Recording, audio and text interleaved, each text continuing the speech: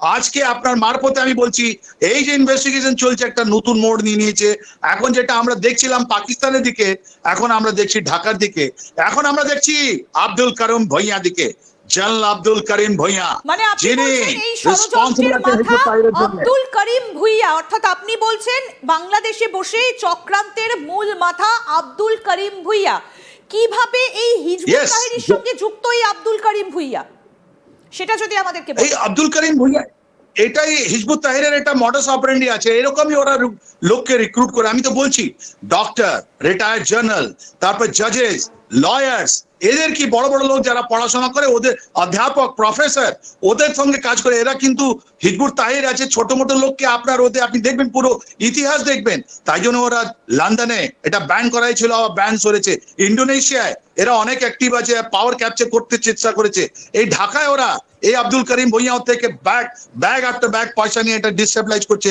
আর তুরস্ক আমাদের সঙ্গে একটা দুশ্মনী রয়ে গেছে, ওরা আমাদের কাশ্মীর সঙ্গে কথা বললো, আমরা ওখানে গিয়ে সাইপ্রাস নিয়ে কথা বললাম। তো এই তুরস্ক, তাই জন্য দেখুন আমাদের দেশ এখন পাকিস্তান নিয়ে আমরা এত কিছু কথা বলছি না কেন, যে আরো ইনভেস্টিগেশন হতে দিন, আরো ইনভেস্টিগেশনে বেরোবে এই হিজবুত তাহরীরের ইন্টারন্যাশনাল নেটওয়ার্ক, যেটা ভারতকে ডিসস্টেবলাইজ করার জন্য অনেকগুলো কাজ করছে। এটা আমি বলতে চাইছি। একদম স্যার, খুব স্পষ্ট হলো, ইস্তাম্বুল জোটটা ভীষণভাবে স্পষ্ট হলো, আপনি খুব সুন্দরভাবে সেটা বর্ণনা করলেন। আমি একই রকম ভাবে এই যে ট্রায়াঙ্গেলের মধ্যে দোহা রয়েছে, এই দোহা থেকে কিভাবে ফান্ডিং হচ্ছে এবং এখানকার ইন্টারেস্টটা ঠিক কি?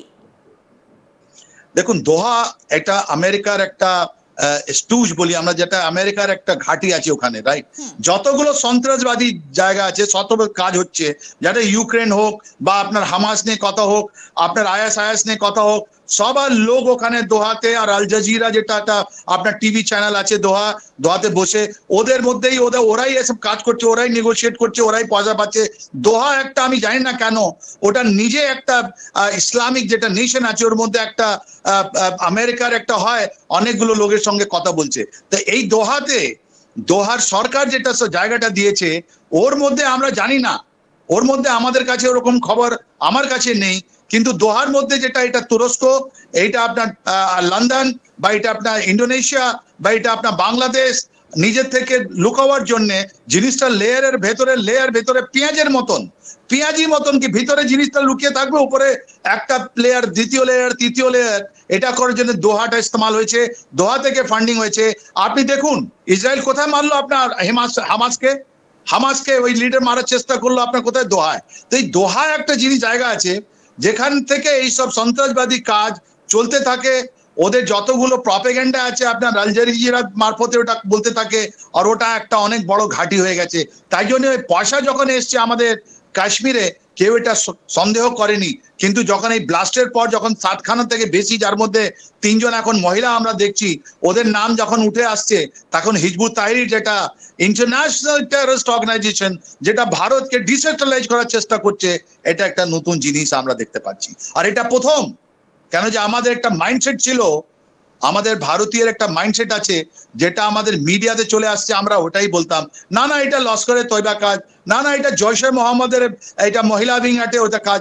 এখন আপনারা তো এত সুন্দরভাবে ক্লিয়ার করে দিলেন যে এটা মহিলাদের কাজ নয়, এইটা যেটা আছে, এইটা যেটা হচ্ছে, এটা আপনি হিজবুত তাহরীর, এই আপনি ডক্টর সাহিবা যেটা ছবিটা দেখাচ্ছেন, হিজবুত তাহরীর। এই হিজবুত তাহরীর মাথাটা এই করিম ভুঁইয়া, আব্দুল করিম ভুঁইয়া আছে, আর ওর সঙ্গে মেজর জিয়া আছে। ওদের উপরে নাম লিখে আমাদের ব্রহ্মস ছাড়তেই হবে। কিন্তু এই যে হিজবুত তাহরীরের কথা আমরা আলোচনা করছি এবং আপনি বলছেন যে এই ষড়যন্ত্রের মাথা আব্দুল করিম ভুঁইয়া, এটা খুব স্পষ্ট আপনি বললেন। কিন্তু বারবার করে যে বিষয়টা আমরা আলোচনা করছিলাম সেটা হচ্ছে গজওয়াতুল হিন্দ, তাদের কথা আমরা আগেও আলোচনা করেছি এবং হিজবুত তাহরীরের সঙ্গে এদের একটা যোগসূত্র রয়েছে।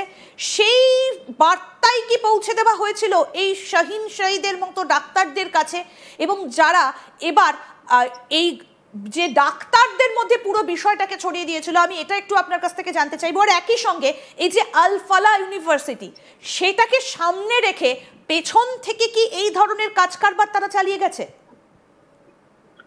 দেখুন, এটা আমরা বলি পপুলেট, আমাদের ইংরেজিতে একটা কাহাবত আছে, এটা পপুলেট। তার মানে একটা মাছ যদি খারাপ হলে পুরো আপনাদের পুকুরি যেটা সবগুলো মাছ আছে ওটা মরে যায়। এই আলফালা ইউনিভার্সিটিতে এই ঢাকা থেকে দুজন এসে যারা অলরেডি আপনার টেন্টেড, আমরা বলি টেন্টেড মানে ওরা মগজ ধুলাই হয়ে আব্দুল তাহিরের হয়ে গেছিল, তারপর ওরা অন্য লোককে ওরা ইনফ্লুয়েন্স করলো, এন্ড তারপরে আস্তে আস্তে 1 থেকে 2, 2 থেকে 3, 3 থেকে 7, আর এরা সব ডাক্তার, এরা সব পড়ুয়া লোক, সব ডক্টর আছে এদের, রাইট? তো হিজবুত তাহির যেটা বেস, আপনার সিক্রেট বেস ছিল আপনার, এটা এখানে বললাম তো ওদেরকে অ্যাট্রাক্ট করলো, ওদেরকে আপনার হোল্ড করলো, ওদেরকে ডমিনেট করলো, ওদেরকে এখন কন্ট্রোল করলো। তো এটা একটা লোক যেটা হয়েছিল, আস্তে আস্তে করে আপনি দেখবেন অনেক লোকের মধ্যে এটা এই ইউনিভার্সিটিতে ওরা সবাইকে বললো না আমি করেছি তুইও কর, এই লিটারেচার তুই এখানে পড়। আর হিজবুত তাহির তো 50টা দেশে আছে, আর ওর মধ্যে ইংল্যান্ডে আছে, ইন্দোনেশিয়াতে আছে, আপনার অনেকগুলো জর্ডানে আছে, আপনার কি নাম সিরিয়ায় আছে, ইস্তাম্বুলে, আপনার তুরস্কতে আছে। এরা বলছে বাইরে যদি তুই যেতে চায় তাহলে এটা অনেক ভালো জায়গা।